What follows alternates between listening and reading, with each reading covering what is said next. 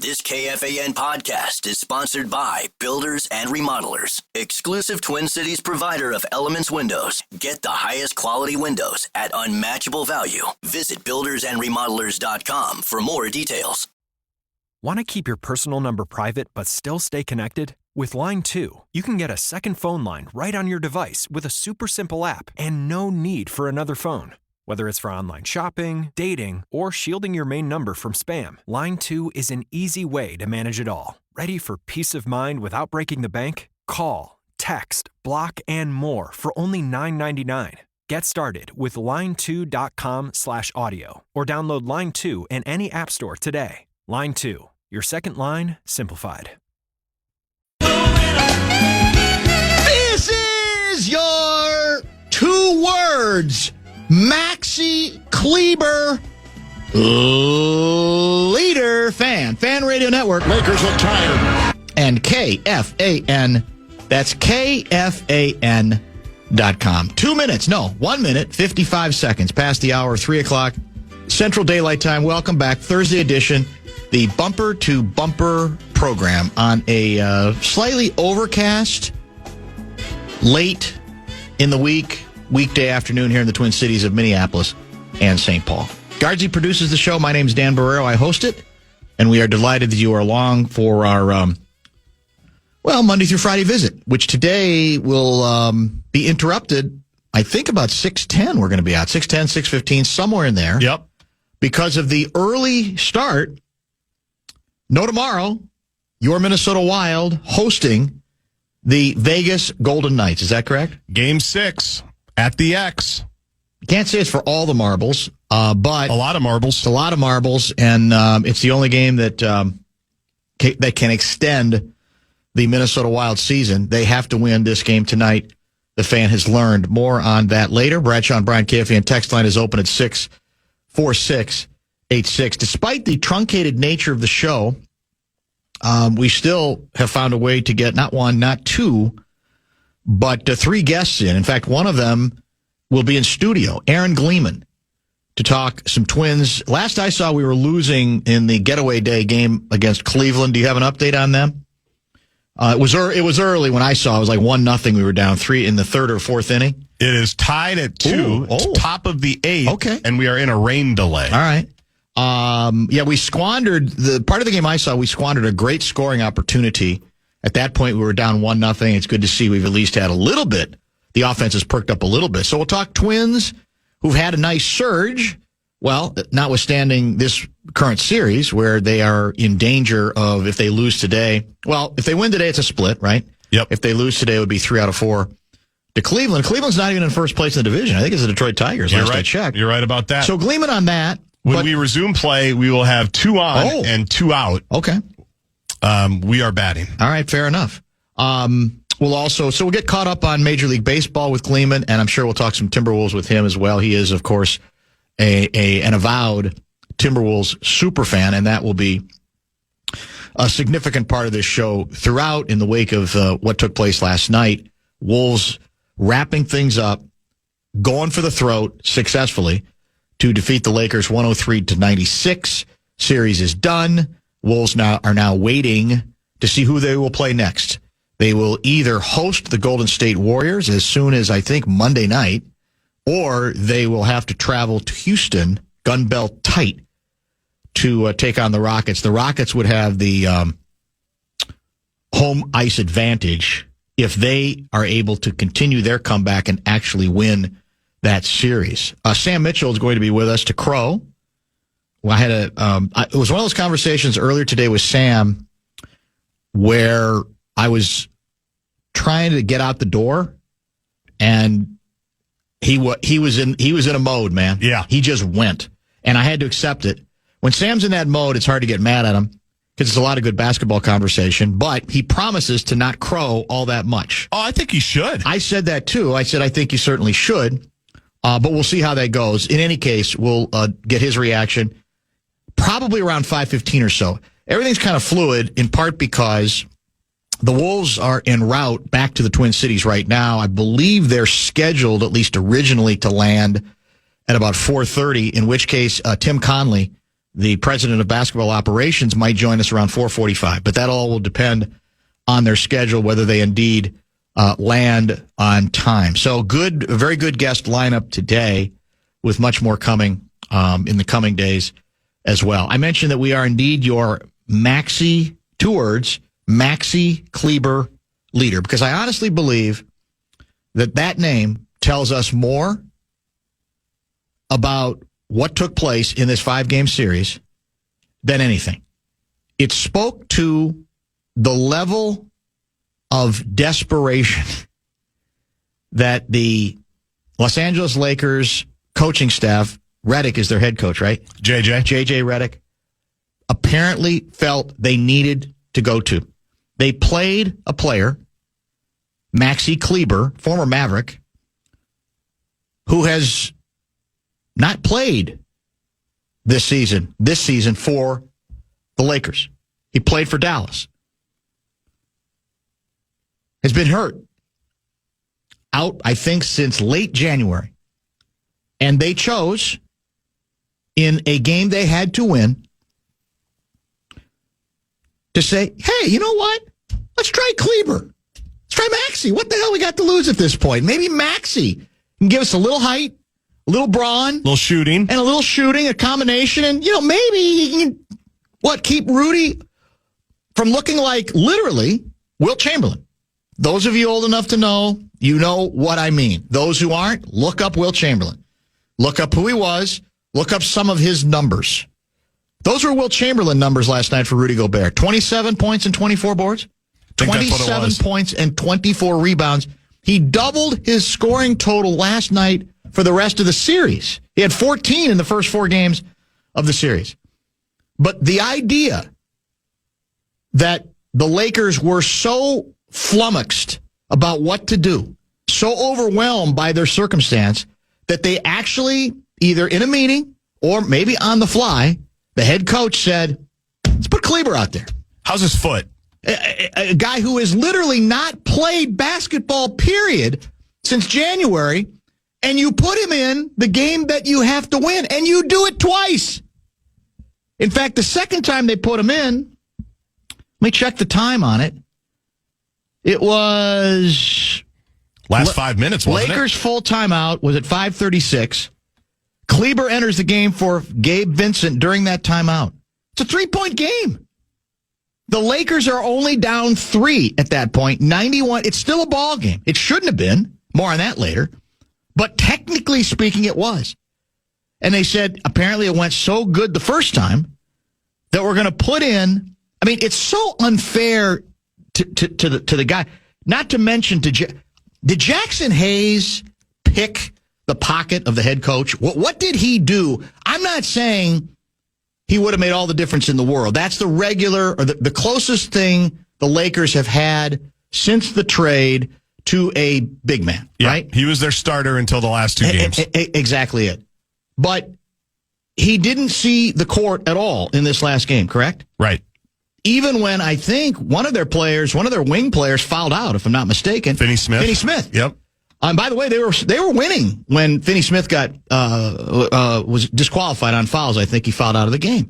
But my point is, it I think captures the degree to which the Minnesota Timberwolves were toying with the hearts and the minds of the mighty Los Angeles Lakers, with Luka and LeBron and all of that glitter and all of that gold and all that organization is supposed to represent as the anointed team that the entire ESPN crew, I think there were 15 of them, all said would beat the Wolves in either 5, 6, or 7. And I'm here to tell you, it's a defensible pick. I don't think you're an idiot if you pick the Lakers to win the series. But that every one of them, literally, it was unanimous. Yep. There was no one who even considered the possibility.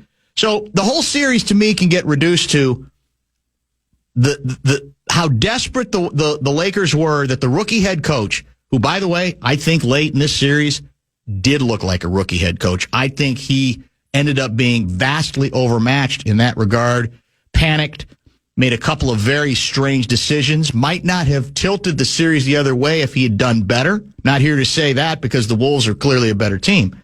But you go to a guy after, by the way, again, you, in effect, neuter your regular big man by pretending he doesn't exist. And you go to a guy who's really not a center anyway. He's, about 6? I think he's listed as 6'8", 6'9". He can shoot a little bit, but he's not a big, imposing physical presence.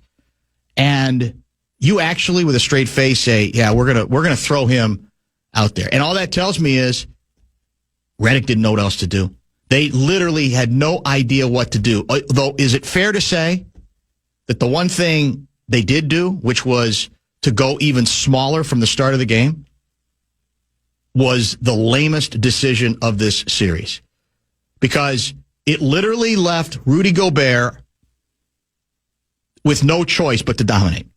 In all seriousness, if I'm Finchie, I'm saying, Rudy, we love you, and we will always defend you from the critics who've been way too hard on you. We know the subtle ways in which you influence games, despite what can be awkward when you have the ball in your hand sometime. But we're going to kill you if you don't dominate this game. If not now, win, Rudy. It's like, because he literally had no resistance for most of those putbacks, for most of those dunks. And again, on a day where, of course, we bizarrely continued to insist that we've got to throw up more three-pointers, even though we were missing them at a record pace, at one point 18 in a row.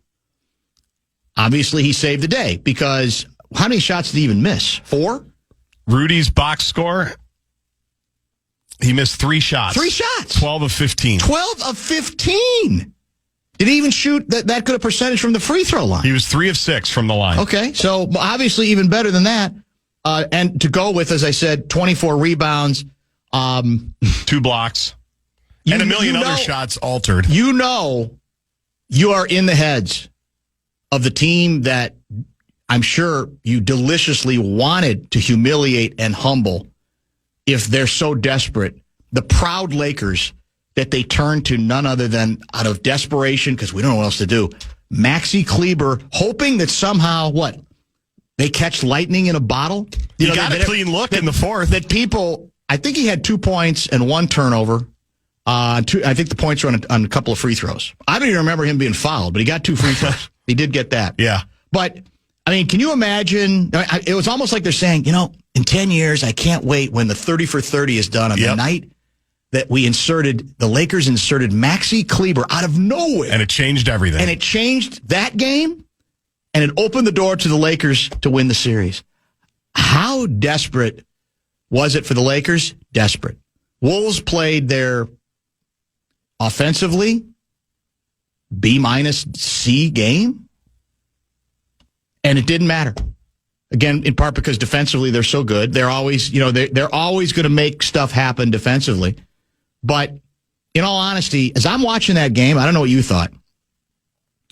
I thought the Wolves should have won that game by 25 points. Easily. Not 15. Yeah. By 25. Yeah. From the jump. From the jump. From the beginning. The Lakers had very little interest in being there. Yes. And that's the ultimate compliment to the Wolves. They sucked the life. They didn't just beat the Lakers. They sucked the life out of the Lakers. They're never going to admit that. I don't blame them. They're too busy doing the old, we're going to remember. Remember what they said after game 2, which they won? We noticed the kids, how hard they were celebrating, and we heard them chortling in the bowels of Staples. We heard all of that. These kids are cute, but they really haven't done all that much left. Well, yet. So I'm sure they heard the soundbite of the game, which I'm assuming you have or will have soon, is the Anthony Edwards mocking. Is it Shannon Sharp? Yeah. The Shannon Sharp poetry of and he was a guy among those who not only picked the Lakers to win, but picked the Lakers in 5. Should we give some money away? Yeah, we might as well. The Fan and BigDeck.com want to give you a shot to win bonus bucks. It is our national cash contest. First keyword of the afternoon is fun. Go to KFAN.com and enter the keyword fun. Ant-Man, Batman, Superman. It's true that some things change as we get older. But if you're a woman over 40 and you're dealing with insomnia, brain fog, moodiness, and weight gain, you don't have to accept it as just another part of aging. And with MIDI Health, you can get help and stop pushing through it alone.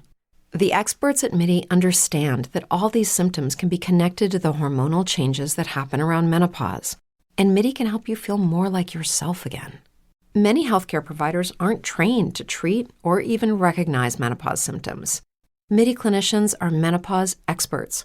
They're dedicated to providing safe, effective, FDA-approved solutions for dozens of hormonal symptoms, not just hot flashes. Most importantly, they're covered by insurance. 91% of MIDI patients get relief from symptoms within just 2 months. You deserve to feel great. Book your virtual visit today at joinmidi.com. That's joinmidi.com. Here's in five. Superman was in the building. Rudy Gobert would have killed you. He would have dunked all over your head. In the building. He would have ate you up tonight. My gosh, he was in the building. He would have been blocking your shot and ducking on your head on the other end. It would have been great to watch. Oh, man, he said he would have did that against any Laker at any time. That's what he said. Say bon to you, Rudy. That's right the end.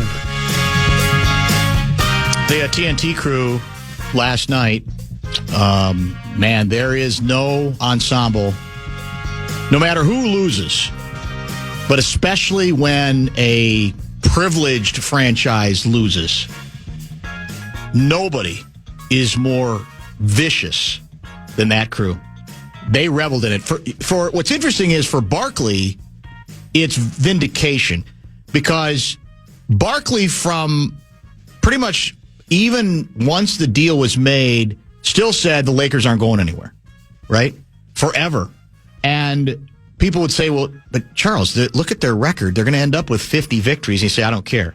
And I thought he was actually being too stubborn and defensive and not giving the Lakers enough credit for what was, I think, overachieving, as far as I'm concerned, in the regular season. Because remember, when they made the big deal for Luka, the feeling then was this isn't really for this season because they got roster issues with the trade itself. They don't have any big men, but they're trying to set themselves up for the next 10 years, and they'll build around him. But he ultimately gets the last laugh because they not only don't get out of round one, they can't even win 2 games in the series as well. You've seen, I'm sure, some of the stats. They are remarkable. In history, there had previously been 9 other teams who, when attempting 40-plus threes and making under 15% of them, were 0-9. Believe. And in fact, they lost by an average of over 20 points per game. Well, the Wolves were 7 for 47 from 3. They missed 18 in a row. Who hit the one, though, that ended the streak? Minnesota Mike Conley. Mike Conley. That was a massive shot for sure. He was blowing on his left hand as that play was getting ready to go. He knew it was coming to him. He knew he had to coax it in there, and he did. Correct, and he did. So we make that kind of history. Anthony Edwards misses all 11 of his threes. He's 5 for 19 overall. Jaden McDaniels decided to take the day off. 8 points, 3 rebounds, and he only played. Didn't he foul out? He fouled out in like 18 minutes. He did. Had 2 quick ones in the first half. Now, again, I will never disparage him defensively because he's always working. Now, he wasn't very savvy with some of the fouls he got that Luka attracted. Trying to go to his side like that, that's not a good way to try to guard Luka, but he is what he is defensively. But my point is nothing. Naz Reid, 3 points, 2 boards.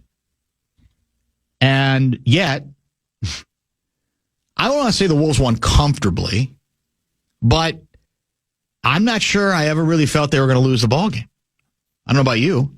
And in the end, of course, maybe I owe Maxi Kleber an apology. How so? For using him as the sort of the proof of Lakers' desperation. He actually led them in bench scoring. Is that right? 2 points. Wow. Well, in fairness, Jared Vanderbilt also had 2. They had 4 points. Jeez. Off the bench. So as bad as it was for us, we outscored them 22-4 off the bench. 56-40 in the paint. The other stat that got my attention is that the Lakers in the fourth quarter of 5 games scored a total of 85 points. And as a percentage of your total points in a series,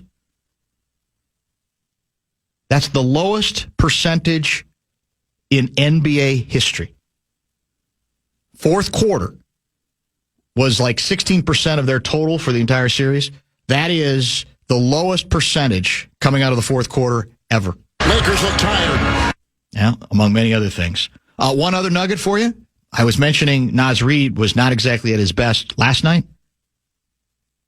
Speaking of the fourth quarter, over the course of the series, he outscored Luka and he outscored LeBron in the fourth quarter over all 5 games. With a couple of, like you say, not very impressive moments. Right. For the series, paint points, you want to do this math? It's a big one. It's a big number, I know. 250 to 174. That was our edge. That's a lot of points. And for the record also, you're a big blow-by guy, aren't you? You love the blow-by stat. Well, I didn't even know they had it. I think they had to start using it because of Luka. I didn't even know they had this stat. The blow-by. But tell us, the it's blow-by a big number. stat is basically you're on defense, the player. Yep. And an opponent with the ball blows by you. And you offer no resistance to a straight line drive. That is correct.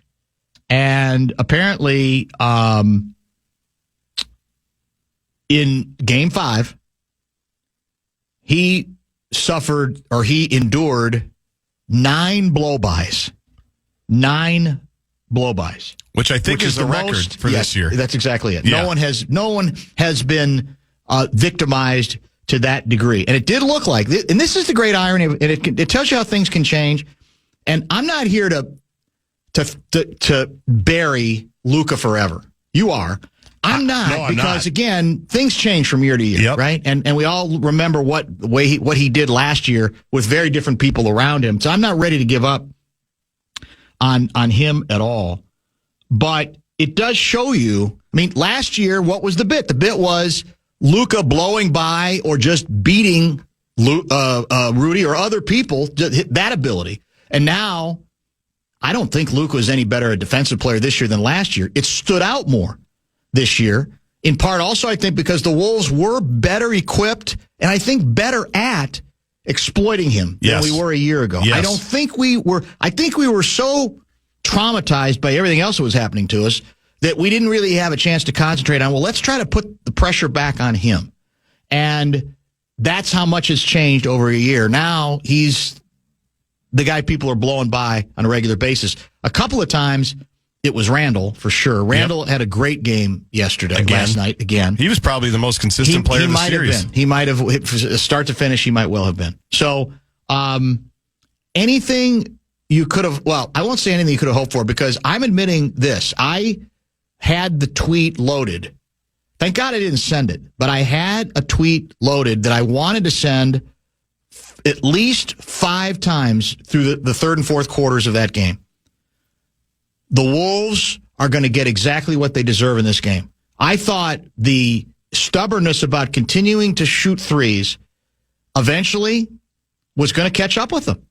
I just thought, well, at some point the basketball gods are going to say, we can't let you win this game.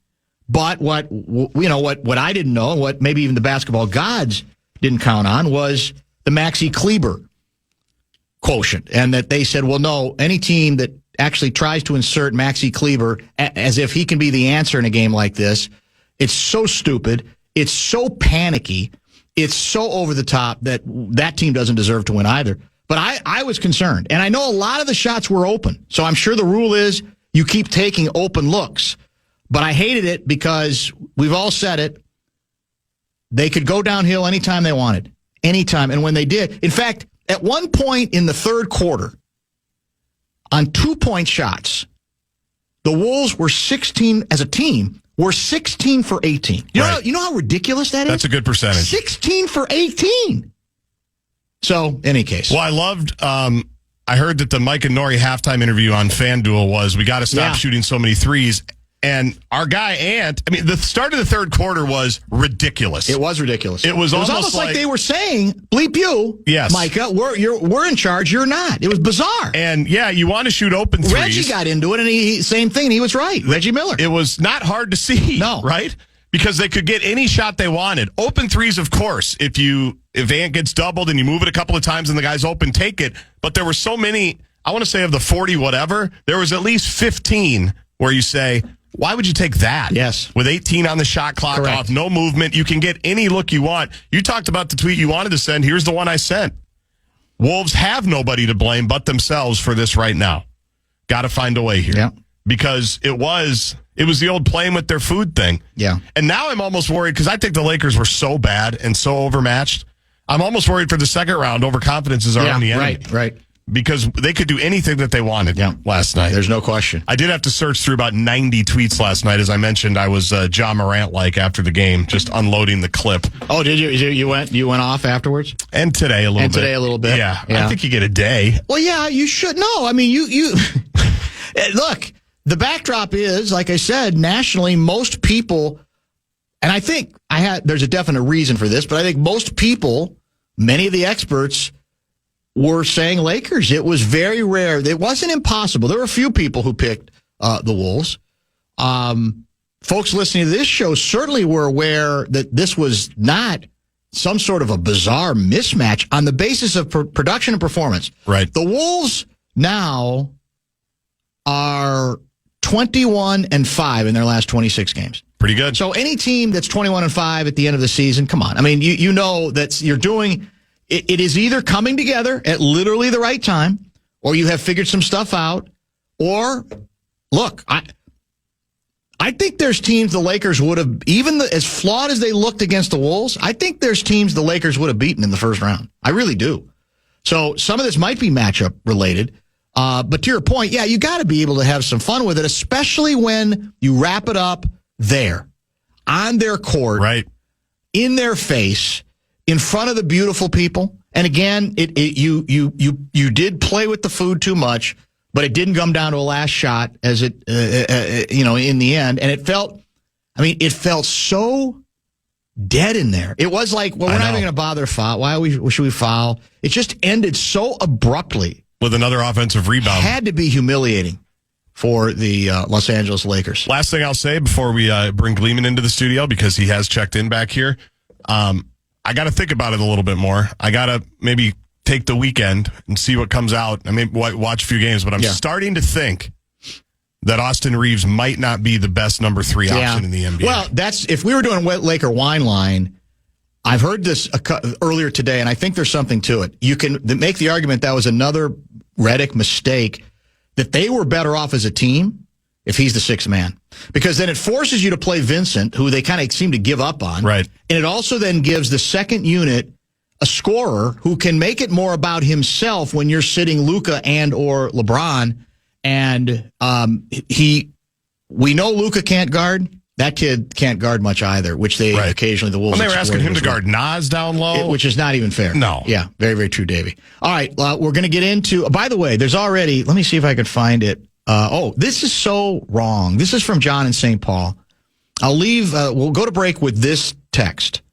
Maybe bulletin board material for all of us. All of us. Okay. And by the way, it's not from Fallness. The Wild will be in a do-or-die game tonight, and you're hosting a Twins apologist, a Wolves Bobo, and the Wolves chief.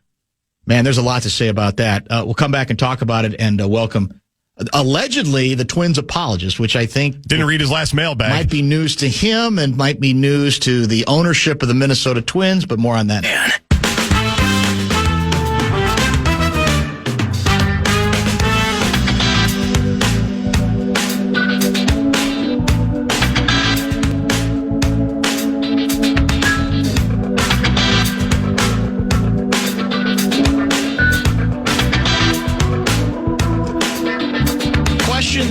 Concerns for Aaron Gleeman. Bradshaw and Brian KFAN text line is available to each and every one of you. 64686. On-air production meeting. We're out at 6:10, 6:15? Yes. So I would suggest, I certainly would grant you permission if you are so inclined to negotiate with Russo and say, any chance you might give us like 5 minutes at like 6:02 or something to just sort of set the table? Okay. I'm fine with that. Now, if that's a bad time for him, I understand that as well. But whatever, I don't think it would be the worst thing. If we get, and it could be a quick, tell him it won't be the usual Wagnerian opera. We can get in, get out pretty quick with him. So that could be another possibility. And it might buy off the feeling sorry for themselves hockey community. Well, I mean, I kind of feel like we're giving in a little bit to the hockey community. I'll give him that much. I'll give him that morsel, and I'll say, but in all seriousness, can they be surprised that on the day that, for the second consecutive year, the Wolves do something that they've never done in their history, right? Which is advance out of the first round. Yep. That game was played. That was played last night. Yes. With resolution. That's going to be the emphasis. If the Wild win tonight, we will cover it heavily, although we probably won't celebrate it to the same degree because all they will have done is extend the series. Sooner or later, you've got to win the series, state of hockey. Sooner or later, you have to take that next step. And if you do, I think you and I would agree we'll both have Tom Crean on every day to talk about the hockey team. No doubt about it. Tom Crean, Sam Mitchell, Mitch Lawrence. Constantly. Mike Conley. I think Mike Conley's one of his kids plays hockey, he mentioned. So Trent Tucker's kids play hockey, so we'll get Double T on and he can talk about it. I don't think that would be that difficult. It's really easy. Yeah. Hashtag hockey ambassador. Gleeman, how are you, man? Good to see you. I work with Mike Russo, so that makes me a great hockey mind just by you read him. Osmosis? Yeah. You tweet his articles occasionally, you retweet. Did the rain delay end in Cleveland, or are we still delayed? I believe we're still delayed. So it's 2-2 in the 8th, did you say, Guardsy? Last you checked? Yes. Twins side of the 8th. Yep, there is a delay. I've got the Twins channel here on Xfinity up in the control room, so I'm monitoring. You know I wouldn't miss it. All right, well, we will get to some Twins with Gleeman. I want to stay with the basketball subject for a minute because you're I think, a pretty, well-established Timberwolves super fan that goes way back. Yeah. And obviously a lot of discussion. I think you did your tweet was something the fact that we'll always remember this as the Rudy Gobert game. Yeah. With a trademark. And 27 and 24, that is Wilt-like. I mean, that's where, when I think of the Wilt Chamberlain I grew up watching, well, that's what, first of all, they missed a lot more shots then. So you could, there were a lot of games where he had 25 rebounds, 30 rebounds, 35 rebounds. And that's what it felt like. It felt like the other team literally had nobody big enough to handle Rudy, which hadn't happened in the first 4 games of the series, but you have a head coach in Los Angeles who I think panicked and made a bad situation worse. But here's the more important point that we talked about before the series began. There's that age-old question of, well, you know what? It's happened year after year. You can play Rudy Gobert off the floor. You can go smaller. You can make it impossible from a matchup standpoint. And what we talked about was, don't let that happen. Make them adjust to you, not you adjust to them. And again, it took till game 5 for Rudy to really be a little bit of a factor offensively. But I'm glad they did. I'm glad that and what we're learning, I think, as from the head coach is he's figured it out that he can play a lot of different ways. That's one of the strengths of the team. They can play a version of small ball that's a little more mobile. But they also, I think, are intent. They've played enough with 2 centers, whether it was Cat last year and Randall's not really a center, but still a big man, to say, no, there's times where we want to assert our authority this way, and we want to make that team pay for the lineup. And that's the ultimate example of making another team pay for going as small as they did. Yeah, I mean, first of all, I think a lot of the play Gobert off the court stems from that one series and really that one game where I think it was Terrence Mann of the Clippers made like 203 pointers. That's how far back it goes. You're right. And the Wolves just have so many better perimeter defenders than that Utah team. I mean, he was having to cover up 4 guys who couldn't really play defense. And it did look ugly. I'm not trying to take away from that. But, I mean, did he get played off the court really at all last year when they made their run? And certainly not in this series. They tried to do that. I think the one thing that changed for Rudy And we saw this actually a lot in the last maybe 6 weeks of the regular season, but then didn't see it really at all through the first 3 or 4 games of the series.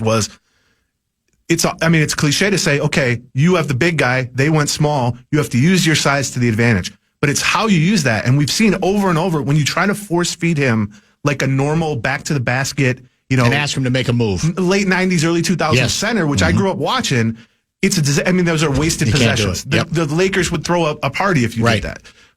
And so when they try to do that, that's when people go, oh, well, he's stretched thin defensively trying to cover these perimeter guys at times, and you're not punishing him because you feed him in the paint and he dribbles it off his foot or he does these terrible layups that he misses and stuff. That's all true, and I think that's part of the reason why he becomes like a punching bag at times. But we saw the version that we saw late in the regular season finally last night, which is don't try to go back to the basket and punish him.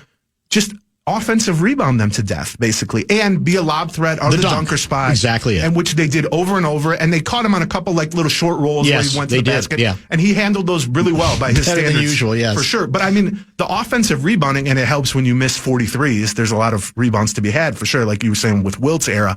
But that's how you punish them, I think, with Rudy Gobert. And I think the mistake teams have made, and the mistake, if you're just not a Wolves fan, if you're just somebody national who watches him twice a year, you go, he's got a six guy on him. Why aren't they feeding him in the post? Because he can't. That's not in his skill set. It's the worst thing you can do with him. And they finally, I think it took 3 or 4 games, and I really think it probably took what J.J. Redick did in the second half of the previous game for Finch to then be able to sort of hammer that home and plan for it, because it was obvious he wasn't going to play Hayes, start him, or it turns out play him at all in Game 5. And so I think once the point of emphasis became, Rudy, you're 6 inches and 50 pounds bigger than everyone. Like they have no one they can put in. I mean, Vanderbilt was the closest thing to like a true big, and he's not even that big. No. And so, I was incredibly impressed by Gobert, but I also think it's not a recipe we haven't seen even this season, but we often saw it against bad opponents down the stretch. Right. But I think in a way, I don't think the Lakers are a bad team. However, I think from a size and rebounding standpoint, the 5 they chose to run with is essentially like a bad team. They just don't have guys who box out. Yeah. They don't have guys who are strong, and he can just manhandle those guys. Yeah, and he did, as you say, pretty much start to finish. What was the final field goal stats you said? 12 for 15, I think he was, yeah. 80%. I mean, that's just, that's Bill Walton numbers back from that UCLA game. Well, that was actually better, 21 for 22, but that just doesn't happen. But as you say, and what has evolved is, as you say, they all get. You don't get it down to him in the low post. Right. It's got to be you're moving with the ball, and you're moving people around by what you're doing. He goes to the basket, alley-oop. And I think the best, the most vivid example is I think Randall's finally. It took him a while to figure it out. I think he was frustrated. He'd go, I got the ball down. You're down low. Do something with it. It's like, no. Julius, have you watched him? You can be mad that he can't do anything about it, but if you want to help the team, you don't give it to him in that situation. You're moving with the ball, driving. You're waiting for him to head to the basket for the lob, and he scores easily. Yeah, and I mean, they've really turned him in a lot of spots where he's like a passer. Yeah. Because he knows he just doesn't have the movement, athleticism, dribbling, and all that. And I mean, that is a flaw. That's what makes him so frustrating when things are going bad. My girlfriend jokes that he has oven mitts for hands. Yes, he does. And it's true. He does not have soft hands. But that only matters if you play towards that incredible weakness. And they opened, I think it was Game 4, with a post-up for him. They did. And I get the logic of that is we feel like when he's involved offensively, he's just better defensively and overall. But that is not the way. And what did he do? He dribbled it out of bounds, I think, or something like that. And so it was incredibly impressive as an individual performance, because a lot of that was just effort. Because it's one thing to be bigger, but that doesn't always equate to whatever. He had 9 or 10 offensive rebounds. But I also think from a coaching perspective, I give Finch, and I also give, like you said, Randall and a few other guys. DiVincenzo found him a few times. They're finding, and Conley has sort of always known this because he played with them in Utah, but you need to find the spots where you can get him the ball where there's really no decision to be made and there's no like finesse involved. It's just catch this lob and dunk it. Keep catch the ball this up lob, high, dunk it. Or catch this and don't go anywhere and just hand it off as sort of a hub, a passing hub. And I thought he actually did that pretty well too. So yeah, I mean, I haven't been the biggest Rudy supporter, but I do think just the overall kind of national narrative and sometimes local narrative of him, like I said, is just this punching bag of like, oh yeah, he won 4 Defensive Player of the Year, like as if that was undeserved. I mean, look, there are some matchups when he's not going to be great. They've been, top 10? Is it all 3 years? How many years has Rudy been here? Is this the third? Third year, yeah. So I think they've been top 10 in defense. They're one last year, a little lower this year, but I think they've been, and I think in the history of the team, there's only one other time with KG. I think 1 year they also might have been top 10 in terms of efficiency. Was it the year? Rasho Nesterovic. It might have been. Rasho. I'm pretty sure. So that part of it doesn't lie. It doesn't make him a perfect player. So you're a Timberwolves super fan. Is it more delicious when it comes at the expense of the Lakers, where again they don't like, it's not a nail biter where it goes 6 or even goes 7 where they got to find a way to steal it, but they do in an odd way, boot on the throat, because again the 3-pointers made no sense. But in fact, it didn't go down to the end, and they did eliminate them in 5. The team that everybody was, I think, nationally saying, "Look out for him." I'm seduced by the Luka LeBron marriage. Is it more delicious for you as a Timberwolves superfan? I mean, it's not delicious. I'll say that it was pretty delicious. I mean, as someone who covers the Twins, I hate how prevalent in sports, even like the South Carolina women's team, which has been like a dynasty, women's basketball. I saw their whole thing was like, nobody believes in us. Yes. And I hate that it's reached that level that no matter if you're a 1 seed, if you're favored by 30, any coach, it's just such low-hanging fruit to be like, this is how I'm going to get everybody ramped up. And I get it. But in this case, and I'm not someone who's like, oh, they're the underdog. But I mean, it's undeniable they were the underdog. I mean, everybody's been passing around that ESPN screenshot where it's like 10 experts. They all picked the Lakers. Coming into the series, I think the Lakers were like minus 155, 160, which makes them like a 60-something% chance. Right. I mean, I think that's about normal for a 3-6, but I think the star power of the Lakers seduced people into just thinking like, and also the fact that Luka knocked the Wolves out last year, and I don't even think he played badly, and I don't think LeBron played badly. I mean, I think Luka got pretty limited there defensively, even more so than usual because of the back problems, but their roster. And part of this was the cost to get Luka, obviously. Right. And I think the rescinded trade for Mark Williams, who was the Hornets center, and I'm not saying he's some great, all-NBA guy, but he's 7'1", he's super athletic, he's very strong, he can be a lob threat, which is what Luka needs. He can at least fight with Gobert, he can rebound. And, they got him and they rescinded it after the deadline, so there was no ability to turn to plan B there and get any sort of competent center. And I just feel like the, 4 through 12 on their roster is not an NBA caliber roster. It's certainly not a playoff caliber roster. And particularly, you guys were talking earlier, like if Austin Reeves, who's their third best player, isn't going to hit threes, I mean, he's getting cooked on defense too. And they just don't have that many defenders who are even average or better. And I actually thought Hachimura played pretty well. Finney Smith was fine, but he's not going to add much offensively. I thought LeBron was good, although it is interesting to watch after 2 decades of seeing LeBron dominate in the playoffs. He's become more of a 3-point shooter, which he's gotten better at, and that's natural when you're 40. There's like 2 or 3 moments in each game where he'll sort of catch it downhill and go right to the basket and dunk, and you go, okay, I remember that. But otherwise, it's a lot of these weird kind of fadeaways at the free throw line extended. And, I mean, he makes them, and he was still averaged 25 during the series or whatever, but he imposes his will a lot less than he used to even 3 or 4 years ago. And that's not a criticism. He's almost as old as I am, and I get it. But I think that changed things because when Luka is out or Luka is compromised by injury, they just don't. They needed Reeves to step up, and he got some good looks, and he hit some big shots, Reeves. But for the most part, I think he shot 31% on threes or something, and that changed things. Hachimura killed him on threes, and it didn't even matter. Didn't matter. But I came away from that series thinking, if you played this 100 times, the Wolves would win 75, 80 of them, because there was no path for the Lakers to do it. I mean, we saw them have huge games from Luka.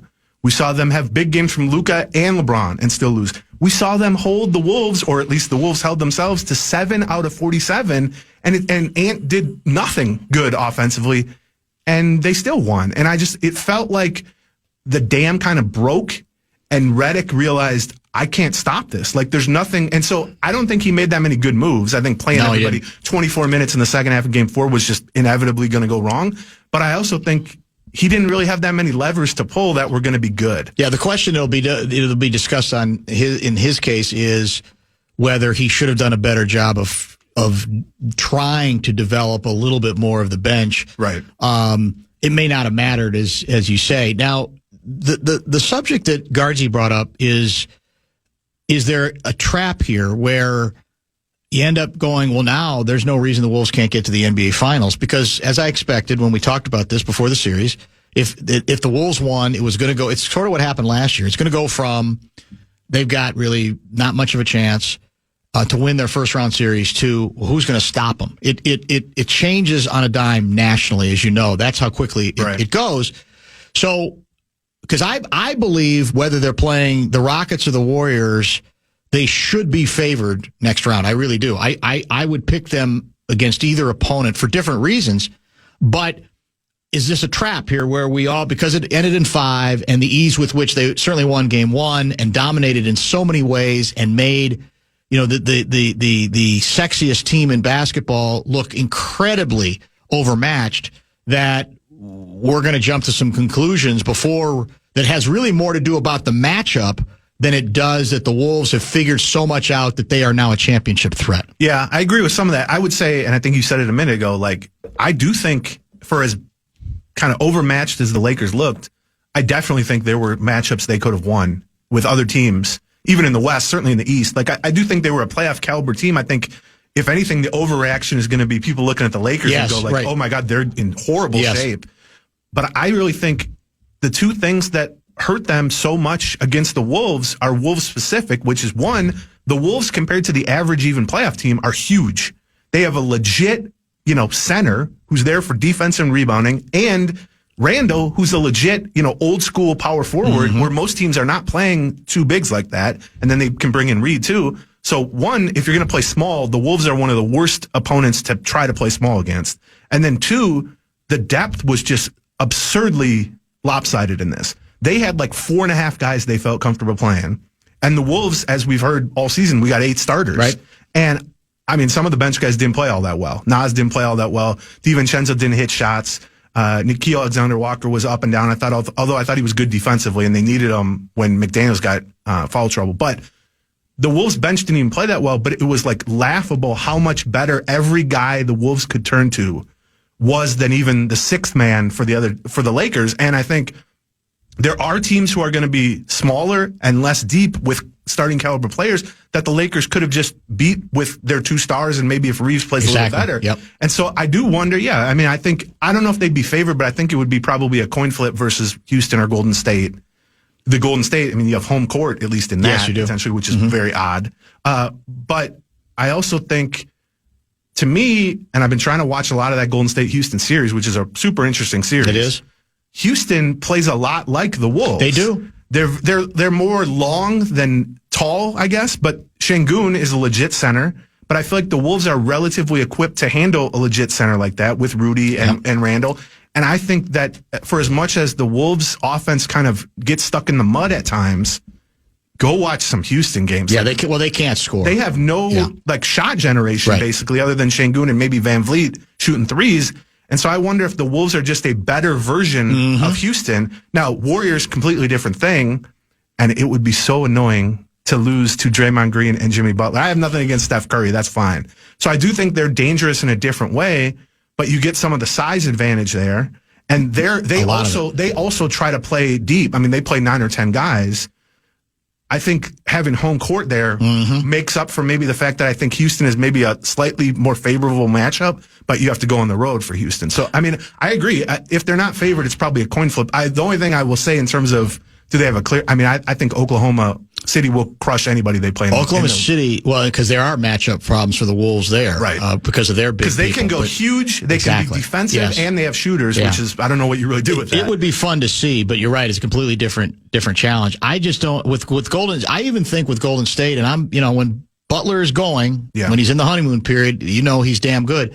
But I think the Wolves have players who can guard him. Where not that they will stop him, but they will bother him at times. They can be physical enough with him. He's not going to have free reign. And if you put pressure, if you have defenders who can mess with Butler a little bit, he doesn't force it all the time because he's not a guy who forces stuff. I don't even think he feels comfortable doing that athletically. So I think they got a lot of wing guys who could say, okay, we can play with him a little bit and at least negate some of what he can do. Top of the hour break, I do want to talk some Twins. We got some Twins texts that have come in.